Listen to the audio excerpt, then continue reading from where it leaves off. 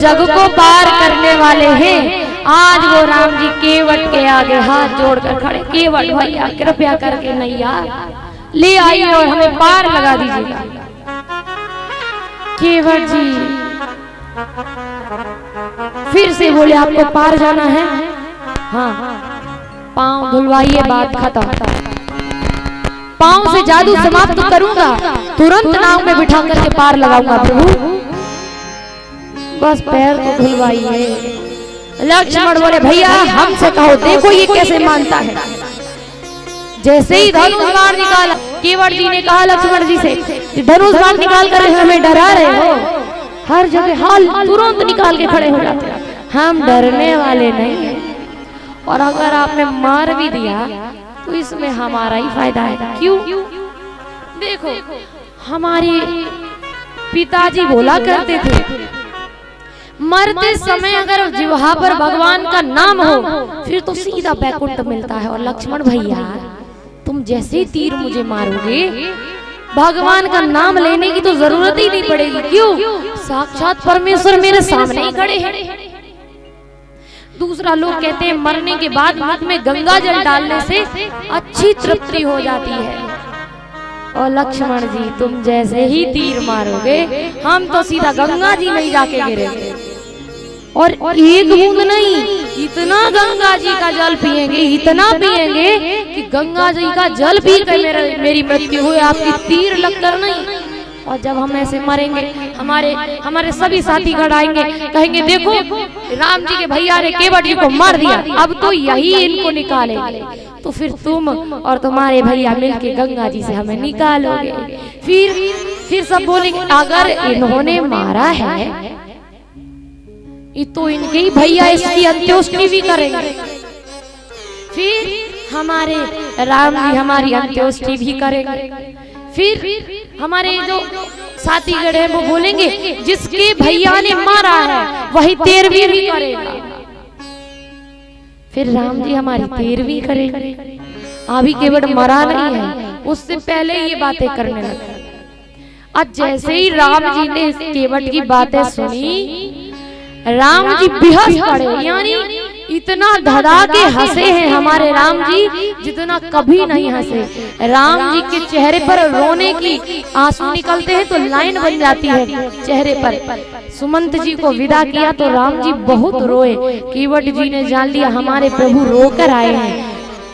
केवट ने जैसे ही प्रभु के चेहरे पर वो रोने की धारियां देखी, आंसुओं की धारियां देखी, तभी से कह दिया कि मैं इन्हें ऐसे नहीं भेजूंगा, जब तक प्रभु हंस नहीं देते तब तक मैं ऐसे ही ड्रामा करूंगा।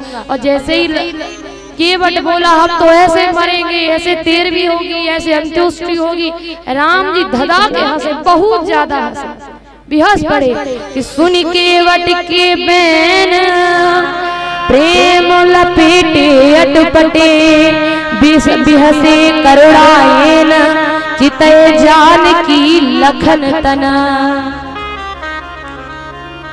जानकी जी और लखन जी की तरफ देखकर राम जी बहुत प्रसन्न हुए, बोले केवट भैया अब आप क्या चाहते हैं? राम जी बोले कृपा सिंधु बोले मुस्काई, सोई करो जेहि तब नाव बचाई। तुम वही करो केवट जी जिससे तुम्हारी नैया बच जाए, और हम कुछ नहीं चाहते। अब तो लक्ष्मण जी ने कहा भैया तुम इसे काहे सिर पे चढ़ा रहे हो? राम जी कहते हैं ठीक है केवट, अब तुम्हें जो करना है करो जल्दी, जिससे तुम्हारी नैया बच जाए। अब तो केवट जी चौकड़ी मार के बैठ गए। अब तो हम बिल्कुल नहीं हटने वाले। क्यों? जब तक ये नहीं कहोगे कि केवट हमारे पैर पखारो तब तक हम नहीं करेंगे कुछ। राम जी बोले देखो देखो कितना बावरा है, ब्रह्मा जी ने मेरे पैर पखारे अपनी मर्जी से, इधर जनक जी ने हमारे पैर पखारे, हमें कहने की जरूरत नहीं पड़ी। अच्छा कोई कहेगा क्या कि आओ हमारे पैर पखारो? कोई कहेगा क्या जिसको पैर पकड़वाने हो? केवट भैया बोले जब तक अपने मुंह से नहीं बोल दोगे कि पैर पखारो हम नहीं पखारेंगे। क्यों? काम तुम्हें है या हमें? आपको काम है मुझसे, मुझे आपसे कोई लालच नहीं है। नहीं जाना है तो मत जाओ, शॉर्टकट बता देता हूँ, शॉर्ट रास्ता है। थोड़ी आगे जाओगे गंगा जी का पानी बहुत कम हो जाता है, कमर तक पानी आएगा। लेकिन लक्ष्मण भैया, आपके भैया जी को तैरना आता है? बोले तैरना? हमारे भैया को पागल समझ रखा है। सब कुछ आता है हमारे भैया को, लेकिन केवट अगर हमारी भाभी हमारे साथ नहीं होती तो अच्छे से तुम्हें मजाक सिखा देते हो। हमारी भाभी तो तैर के नहीं जा सकती ना, इसीलिए नैया मांग रहे हैं। अब राम जी ने कहा, राम जी बोले हैं केवट के केवट, अब तुम मेरे पैर पखार लो। अब मैं कह रहा हूं कि तुम मेरे पैर पखार लो। अब तो केवट बोला, ये बहुत खतरनाक बात बोल दी प्रभु आपने। क्यों? धुलने का अर्थ होता है कि एक अकेला व्यक्ति चरण को धो दे, लेकिन पखारने का मतलब उसकी पत्नी भी होनी चाहिए, बच्चे भी होने चाहिए, यानी पूरे परिवार के सहित जो पखारे उसे बोलते पखारना। तो अब मेरे बच्चे, मेरी पत्नी तो यहाँ है नहीं, अब तो उन्हें बुला के लाना पड़ेगा। बताओ प्रभु क्या करें? लक्ष्मण जी बोले, भैया इतनी ये जरूरी था कहना कि पखारो, इतनी बड़े शब्द को क्यों बोला आपने? राम जी बोले, हमें क्या पता ये पखारने का मतलब इतना बड़ा निकाल कर बैठ गए कि सब मिलकर पखारे। यही तो तब से कह रहे हैं प्रभु पैर पखारने दो, पैर पखारने के लिए कह रहे, तो हमने भी कह दिया कि पखार लो। अब हमें क्या पता ये इतना बड़ा अर्थ लगा कर बैठे हैं। अब केवट कह रहे, प्रभु जाएं। लक्ष्मण जी कह, भैया अगर ये चला गया लौट के नहीं आएगा, ध्यान रखना, बिल्कुल जाने की आदेश देने की जरूरत नहीं है, बिल्कुल मत जाने देना। लक्ष्मण जी भैया को देख रहे, भैया बिल्कुल मत कह देना। केवट जी भी राम जी को देख रहे, प्रभु जाएं। अब प्रभु सोच रहे अगर मना करते हैं तो केवट का दिल टूट रहा, अगर हाँ करते हैं तो लक्ष्मण का। अब क्या क्या क्या जैसे ही लक्ष्मण जी इधर उधर देखने लगे, केवट जी ने इशारा कर दिया आंखों से, जाओ जल्दी भागो। जैसे ही प्रभु ने आंखों से इशारा किया, केवट भाग करके गया, अपने बच्चों से कहा, अरे चुनुआ मुनुआ टुनुआ सब सुनो, प्रभु आए हैं, भगवान आए हैं। बोले कहाँ हैं? अरे गंगा किनारे हमारे भगवान खड़े हैं, सब चलो। सब भागने लगे। तो रुको रुको रुको रुको रुको, सुन लो मेरी पूरी बात सुन लो। एक गोरा है और एक सांवरा, अगर गोरखे के पास चले गए तो सीधा, वैसे तो पैर पखार करके तरेंगे, वो सीधा अगर तुम उसके पास गए तो सीधा तार के ऊपर भेज देगा। इसलिए गोरे वाले के पास बिल्कुल मत जाना। तो सांवरे वाले हैं, उन्हें सब घेर के बैठ जाना, उनके चरणों को घेर लेना। क्यों घेर लेना? अगर ये भागना भी चाहे तो निकल ही ना पाए, इसलिए घेर लेना जाके। अपनी पत्नी से बोले, अब क्या करें? प्रभु के पैर किसमें पखारें? पत्नी बोली, प्रभु आए हैं, सोने का कटोरा होना चाहिए था हमारे पास, लेकिन आज हमारे पास कुछ भी नहीं है, किससे उनके पैर पखारें? अब तो केवट जी बोले, हमारे लिए वो लकड़ी का कठौता ही ठीक है, जिसमें तुम आटा लगाती हो लकड़ी के कठौते में, वही ठीक है, उसी से प्रभु के चरण पखारेंगे। आज केवल चरण पखारने के लिए चल, छोटा सा कठौता और गंगा जी का पानी भर करके बोला, प्रभु गंगा पानी लाए हैं, प्रभु गंगा पानी लाए हैं। लक्ष्मण बोले, केवट जी तुम कितने मूर्ख हो, क्यों? गंगा पानी नहीं, गंगा जल, गंगा जल बोलते हैं, गंगा पानी नहीं। केवट जी बोले गंगा पानी, लक्ष्मण जी बोले गंगा जल। बोले लक्ष्मण जी तुम्हारे लिए होगा ये गंगा जल, हमारे लिए तो गंगा पानी ही है। क्यों?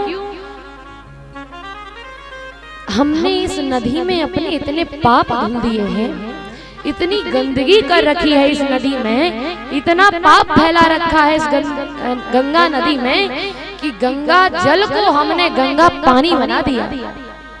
इतने शरीर के मल, इतने शरीर का मैल साफ किया है हमने, मन का मैल, तन का मैल सब गंगा जी में आकर धुलते हैं। तो अब ये गंगा जी का जल गंगा पानी बन गया है। लेकिन आज के बाद जब हम प्रभु के चरण पखार लेंगे ना, उसके बाद ये गंगा पानी फिर से गंगा जल बन जाएगा। और इतना छोटा कठौता है जिसमें राम जी का सिर्फ एक ही पैर आता है। एक पैर रखे, अब राम जी बार बार ऐसे हिल रहे, बेचारे गिरे जाए, एक पैर कोई बार बार रगड़ रहा है। ये आधा घंटा हो गया एक ही पैर को सहलाते सहलाते। प्रभु ने कहा धुल लिया? बोले हाँ प्रभु धुल लिया। राम जी ने चरण उठाया और फिर से जमीन में रख लिया, अब दूसरा पैर रख दिया। बोले लो, जितनी मेहनत आधा घंटे से हम कर रहे सब पानी में मिला दी। क्यों? अरे जिस धूली को हम छुटाना चाह रहे थे उसमें अब 1 केजी धूली चिपट गई। देखो, अब पानी लगने के बाद आप धूली में पैर रखिएगा तो जितनी पहले नहीं लगी होगी उसके पैर गीला होने के बाद ज्यादा लग जाएगी। बोले नीचे रखने की क्या जरूरत थी? एक टाइम के लिए थोड़ा पैर ऊपर कर लेते प्रभु, एक पैर लटका के खड़े हो जाते। अब फिर से पैर धोला। बोले आप जमीन पे नहीं, इसे लटका लो पैर को। जो सबको लटकाते हैं जिंदगी में, केवट भैया ने उन्हें मजबूर कर दिया पैर लटकाने। ऐसे केवट भैया और राम जी के चरण पखार करके सभी को जल देने लगे। पर राम जी को आधा घंटा से इस चरण को धो रहे हैं, अब 1 घंटा दूसरे चरण में लगा दिया धुलते धुलते। अब बेचारे राम जी खड़े खड़े थक गए। क्यों? 2 घंटे से नैया मांग रहे हैं और अब 3 घंटे चरण धोते हुए हो गया। बेचारे थक गए, खड़े खड़े इधर उधर बार बार झोंका ले रहे हैं। बोले केवट बोला प्रभु बिल्कुल सीधे खड़े हो जाओ वरना टाइमिंग फिर से बढ़ जाएगा, फिर से चरण धुलना पड़ेगा, फिर टाइम बढ़ जाएगा। आप कहोगे कि नैया पार नहीं लगा। बोले केवट जी मैं बहुत थक गया। तो बोले अब यहाँ कोई वृक्ष तो है नहीं जिसे आप पकड़ के खड़े हो जाओ। एक उपाय है प्रभु, ऐसा करो आप एक पैर लटकाए हो, अपना एक हाथ मेरे इस सिर पे रख लो, इधर सहारा मिल जाएगा। लक्ष्मण जी बोले बड़ा चालाक है ये केवट, प्रभु के चरण पखार के अपने आप को तो तार ही रहा है, ऊपर से जो सब पर करुणा करने वाले उन्हें आदेश दे रहा है कि हमारे सिर पे हाथ रख लो तुम्हें सहारा मिल जाएगा। जो सबको सहारा देते हैं आज वो केवट सहारा देने चला है प्रभु को। प्रभु ने केवट के सिर पर हाथ रख लिया और केवट के हाथों में प्रभु के पैर हैं। देवता जय जयकार करने लगे। अरे वाह केवट भैया, तुम्हारे जैसे सौभाग्य किसी के नहीं है। ये मौका कभी किसी को नहीं मिला कि प्रभु को विवश होकर के किसी के सिर पर हाथ रखना पड़ा हो, विवश होकर के आधा पैर लटका के खड़ा होना पड़ा हो। आज आपके जैसे अनपढ़ केवट ने बिना स्तुति किए, बिना मनाए प्रभु को अपने वश में करके उनका हाथ अपने सिर पर रखवा लिया। आप अपने खुद पानी पिया, बच्चों को पिलाया, पत्नी को पिलाया, सभी केवट समाज को पिलाया, पूरे गांव को पानी पिलाया। उसके बाद बोले केवट, अब लक्ष्मण भैया बोले अभी भी तुम्हारा हो नहीं पाया। बोले मैं बहुत जल्दी है नाव पार जाने की, गंगा पार जाने की बहुत जल्दी है, लेकिन एक बात बताएं, तुमसे पहले भी हमारी लाइन लगी हुई है पार लगाने को। लक्ष्मण जी बोले दिख तो नहीं रहे लाइन लगी है। बोले यही तो बात है कि अब तक तुमने देखा ही कहाँ है, अगर देख लिए होते तो कब के पार हो गए होते। कौन? हमारे पितृ लोग प्रभु, हमारे पितृ लोग कब से लाइन में लगे हुए हैं तरने के लिए, आपने उन पर निगाह ही नहीं डाली। अगर डाल देते तो कब के पार हो गए होते, इतना समय नहीं लगता। प्रभु एक बार और चरण धुलवा, फिर से चरण धोए। अब बोले राम जी आपने पढ़ाई तो की है ना? लक्ष्मण बोले क्यों, मेरे भैया को अनपढ़ समझता है? बोले अनपढ़ नहीं, जो पितरों को तारने के लिए मंत्र बोले जाते हैं तुम्हारे भैया को वो मंत्र तो आते ही होंगे, है ना? तो अपने भैया से कहिएगा एक दो मंत्र का उच्चारण कर दीजिएगा, हम अपने पितरों को पानी दे देते हैं, तर्पण के मंत्र बोल दीजिएगा। अब साक्षात भगवान तर्पण के मंत्र बोल रहे हैं केवट के पितरों को तारने के लिए, और केवट पानी देता है। पानी देने के बाद आज नैया में सबसे पहले सीता मैया को बिठाया, फिर राम जी आए, फिर लक्ष्मण भैया, निषाद राज जी और केवट भैया फिर चले हैं नैया लेकर के।